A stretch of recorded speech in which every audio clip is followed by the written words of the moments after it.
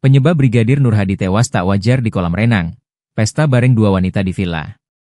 Kasus kematian Brigadir Nur Hadi di Villa Tekek Gili Trawangan, Lombok Utara menyeret dua atasannya sebagai tersangka. Dua atasannya, Kompol Imade Yogi Purusa, IPU, Ibda Haris Chandra, HC, telah ditetapkan sebagai tersangka. Selain itu ada satu wanita muda inisial M yang turut jadi tersangka. Brigadir Nur Hadi berpulang dengan luka benda tumpul dan bekas memar di leher.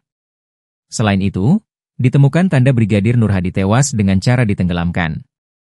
Brigadir Nur Hadi merupakan anggota Propam Polda NTB. Brigadir Nur Hadi bersama dengan dua atasannya dan dua wanita pergi ke sebuah villa untuk pesta. Mereka diduga menikmati pesta di dalam sebuah kamar di villa di Tekek Trawangan. Kompol Imade Yogi Purusa dan Ibda Haris Chandra adalah atasan Brigadir Muhammad Nur Hadi.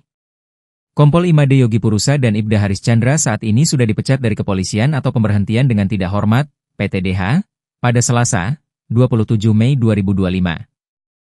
Keduanya dipecat karena terbukti melakukan perbuatan tercela. Namun hanya satu tersangka perempuan yang tidak ditahan. Di Reskrimum Polda NTB Kombes Pol Syarif Hidayat mengatakan, alasan melakukan penahanan wanita berinisial M karena yang bersangkutan berdomisili di luar NTB. Penahanan ini memudahkan proses pemeriksaan berkas yang saat ini sudah diserahkan ke jaksa peneliti. Dua tersangka lainnya yang merupakan pecatan polisi berdomisili di NTB sehingga lebih memudahkan penyidik saat meminta keterangan. Salah satu tersangka pernah mengemban jabatan penting sehingga dikhawatirkan akan menghilangkan barang bukti dan mempengaruhi saksi. Tetapi Syarif menegaskan semua barang bukti sudah diamankan dan apabila terbukti mempengaruhi saksi pihak kepolisian tidak segan-segan untuk menindaklanjuti.